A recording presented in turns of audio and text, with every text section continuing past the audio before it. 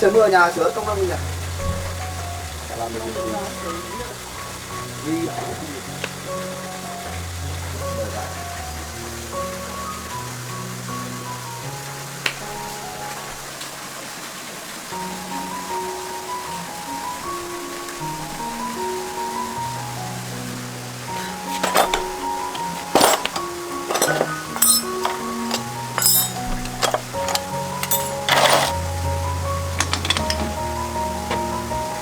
Từ hết à?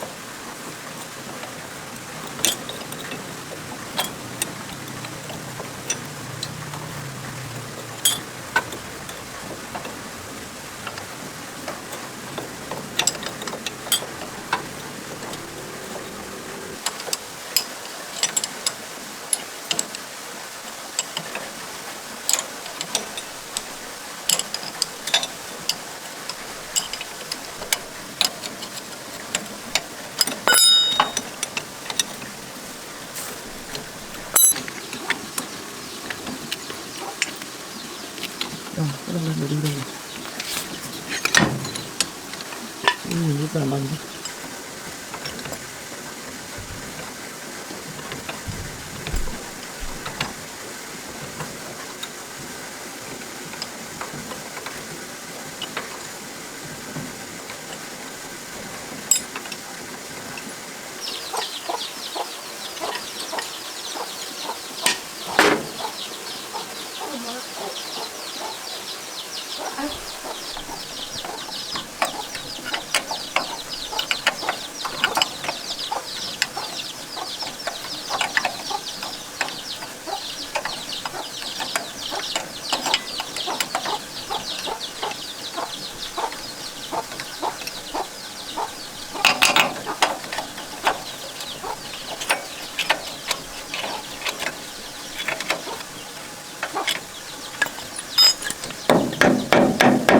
Được chưa?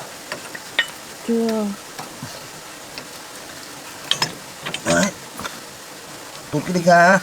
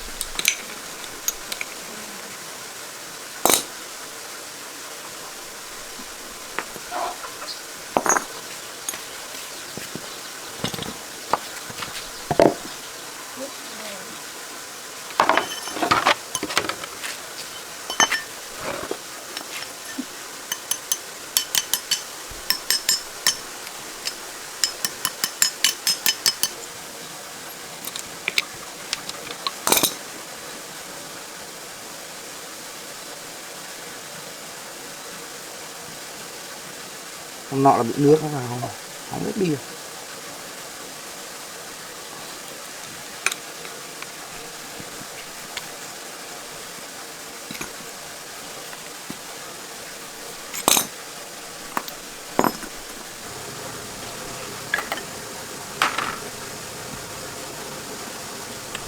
Có lấy rẻ nè.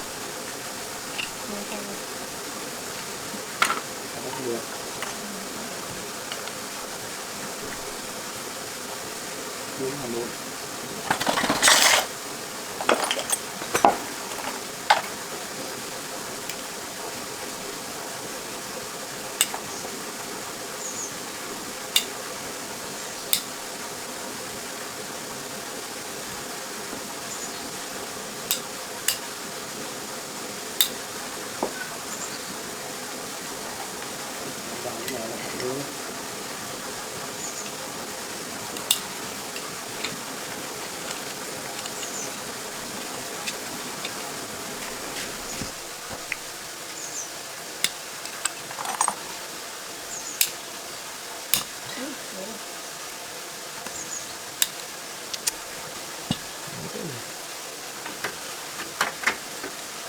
Việc không rất khó.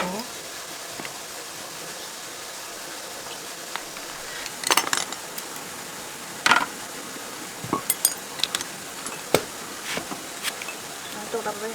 Không. Cái tôi cả đầu đi.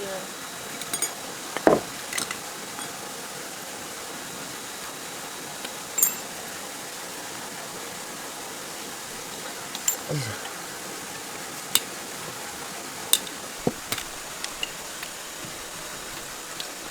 Rồi.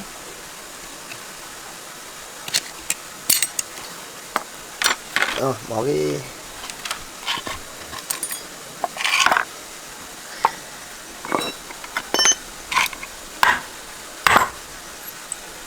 Hết chưa? nóng bị thế. Ui, không được một nửa.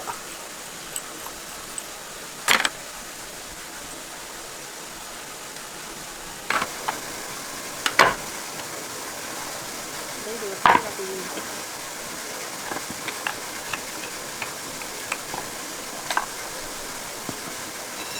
Chứ đây.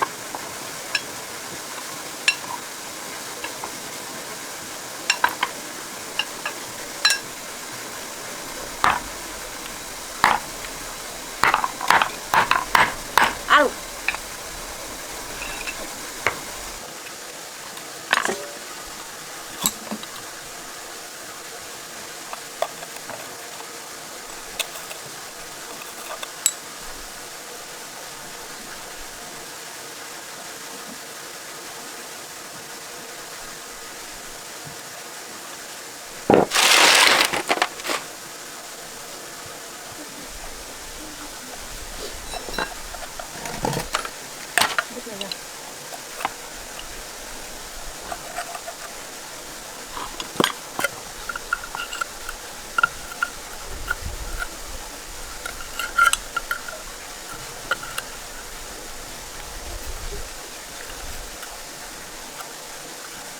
Chắc nó đi từ ngồi sang nước rồi.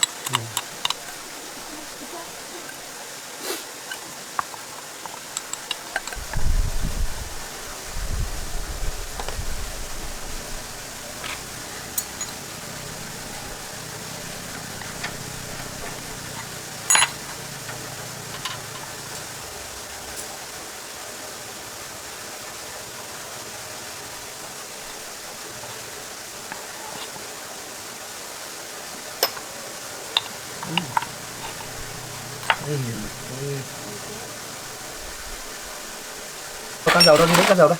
Đó là dứa này.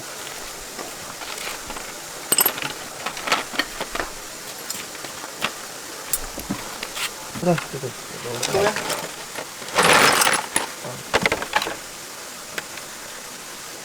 Đổ ra. Rồi.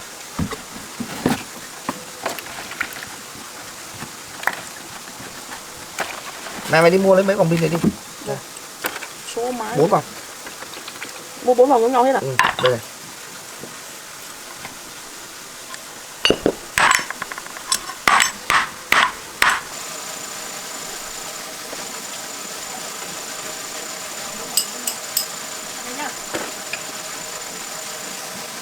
cả mỡ luôn nhá, mua cả mỡ luôn nhá.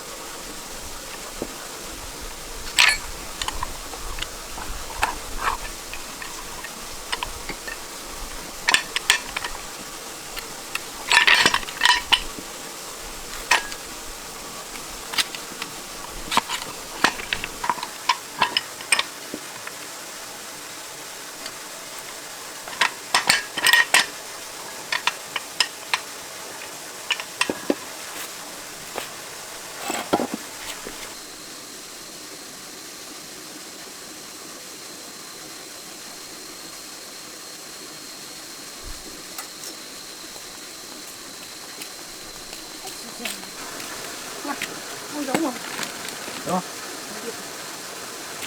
ำไม่ได้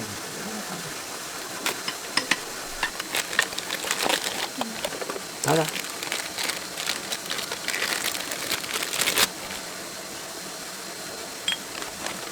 มาหน่อย cái này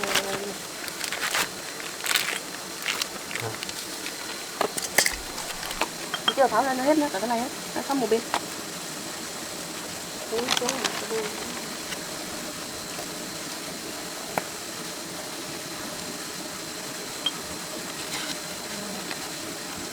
cái này không ra được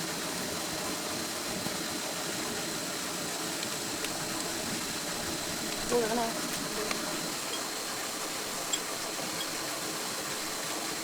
rồi có cái này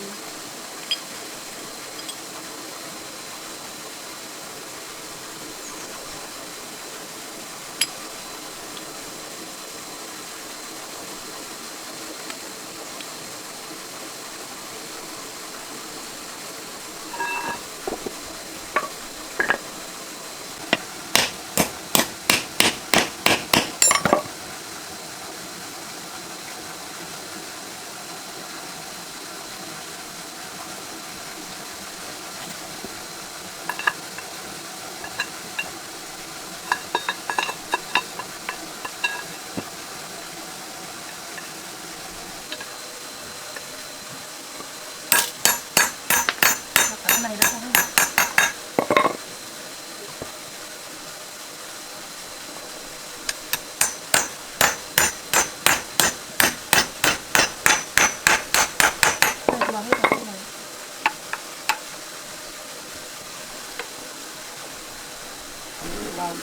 ba bạn đi con đi chật quá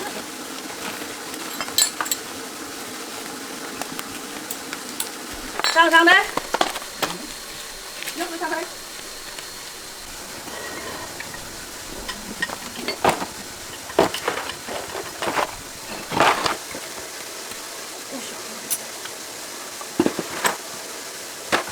anh đi bỏ riêng nha ôi đồ nặng đấy bắn sao bụi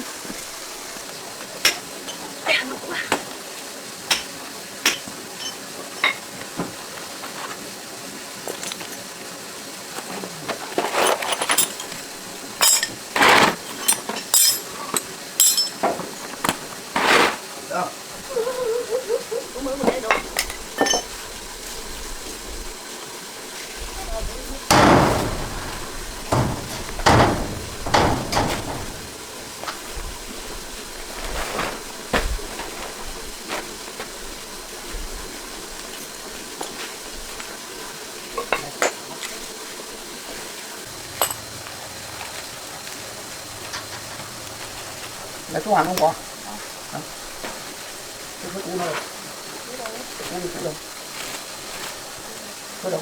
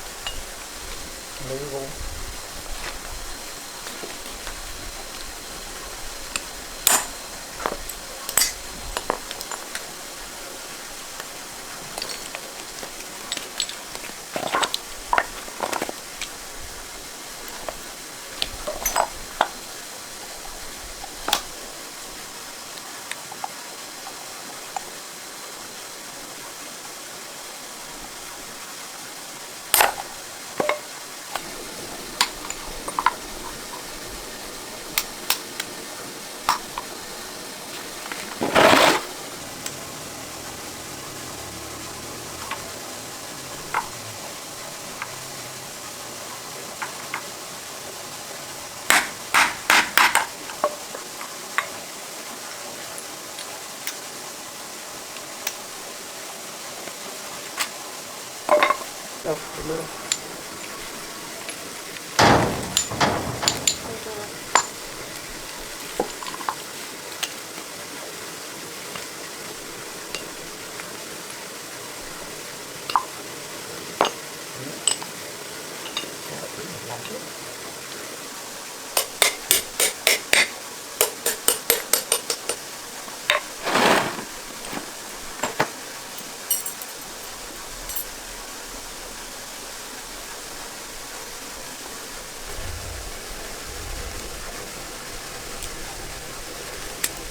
Iya, kamu bawa ke sana.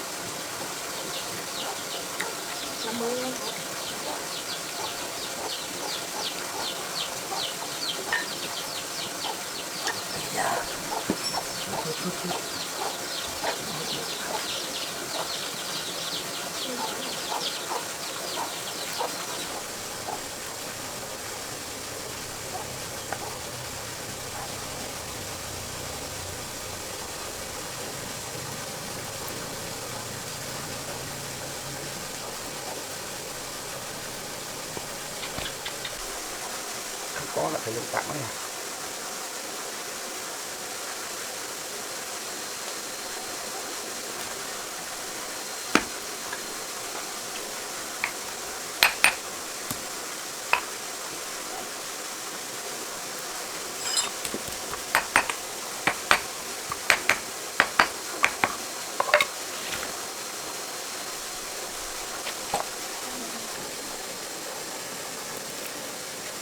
Ano, dito na. Ốc ốc.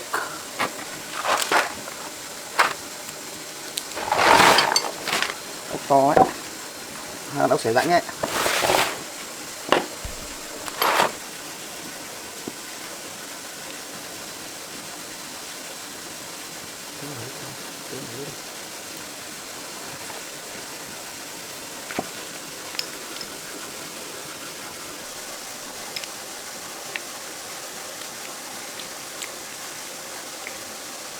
Rồi.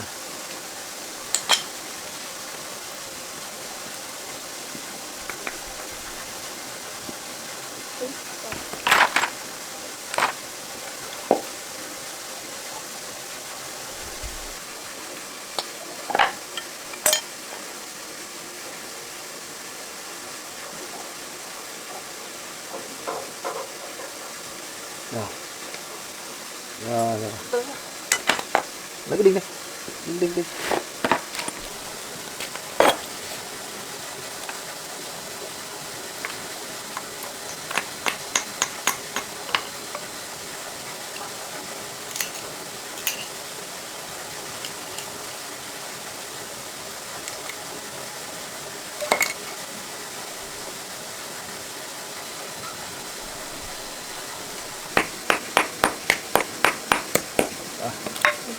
Đấy.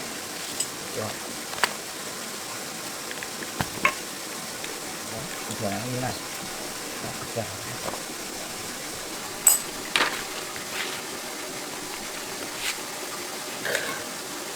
ao nhá, ốc nó hết rồi. Làm kia đi.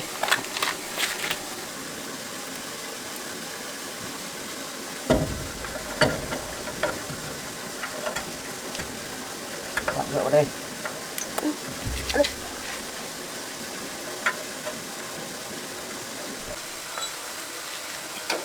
Bạn con lấy vào đi. Đưa vào đi.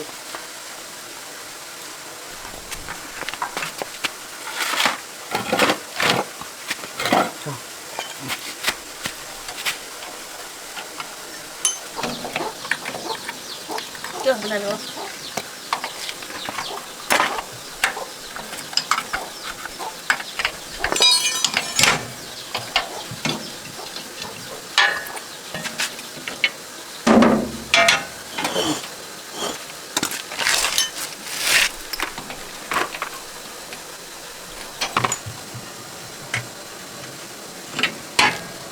Lấy một cái ốc bé xỏ tạm vào đấy đã.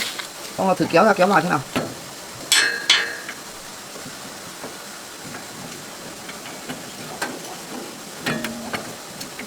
Đấy, xỏ tạm ở dưới, lấy cái que ốc này.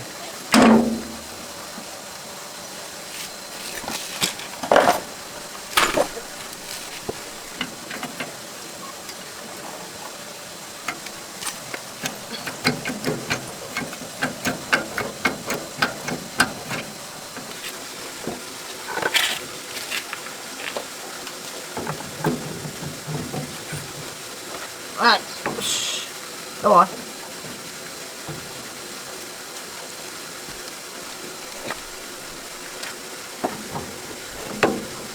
Cho vào đi, đây đúng.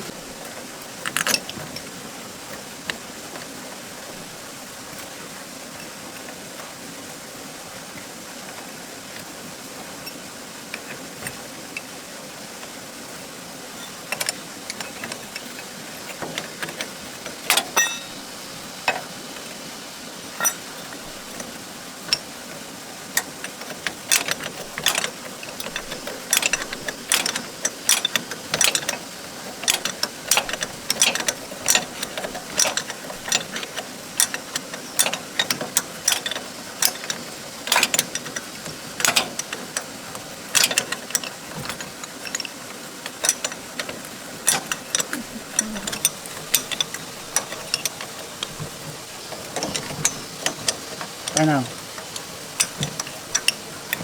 Được không? Nâng cái kia lên.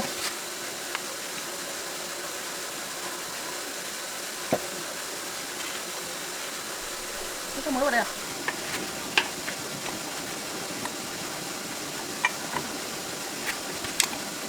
Xuống đi nó vào hết đâu.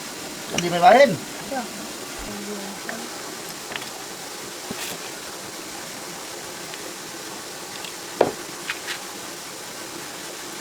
Cho ngược bên kia sang.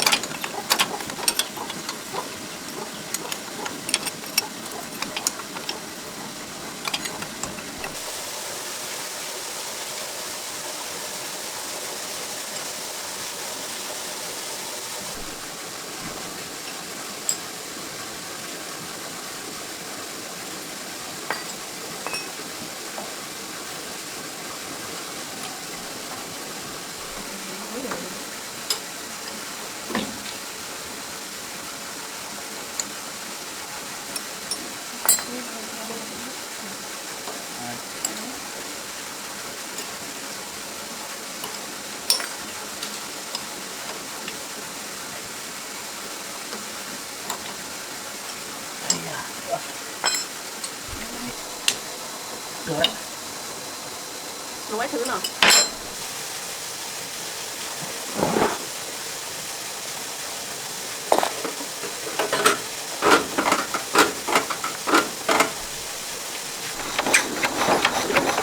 Lôi giấy lôi ra thôi thì nó cũng nhìn mặt.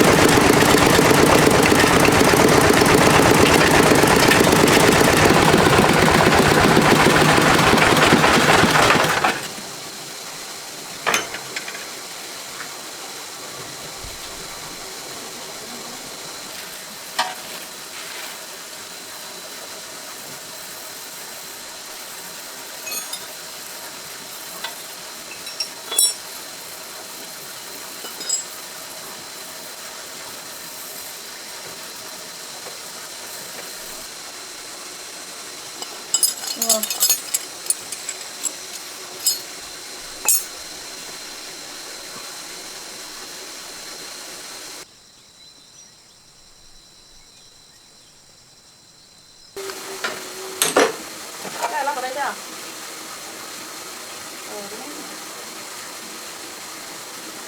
Đó.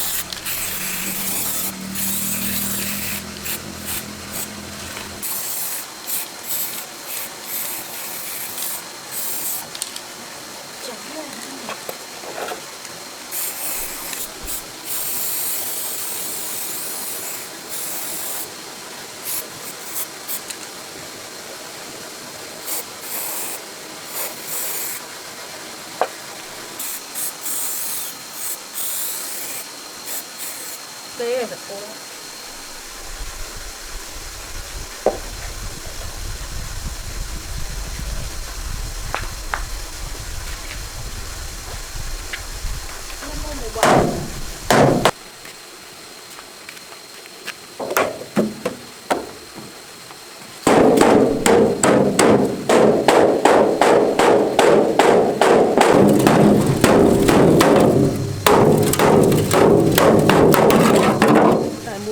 Tôm về tràn vào.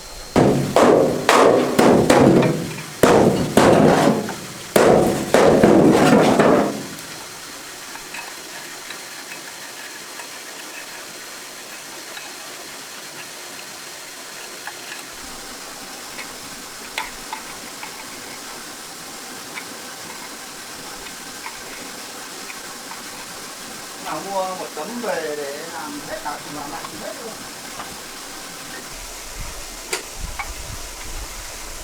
Nếu là các bạn đặt đến một tấm tôn liền lắp đặt. Đặt cho. Dạ.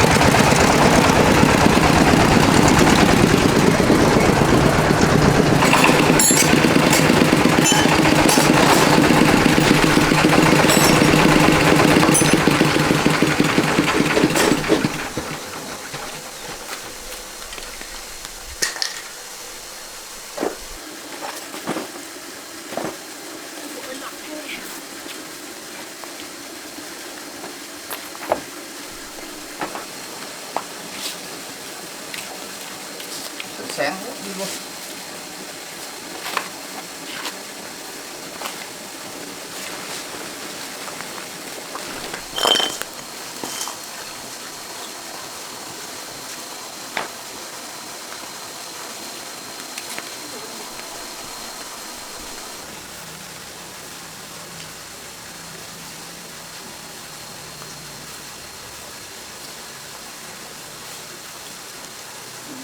Tí rau đổ vào trong.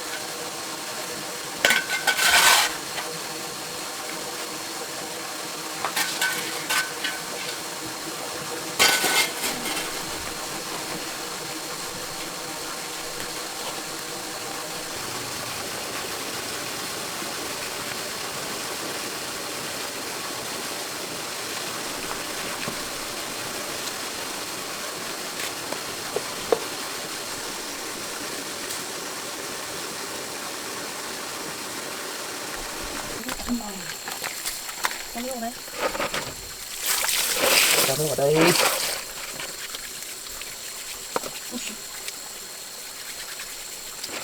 Rau. Con sông nước.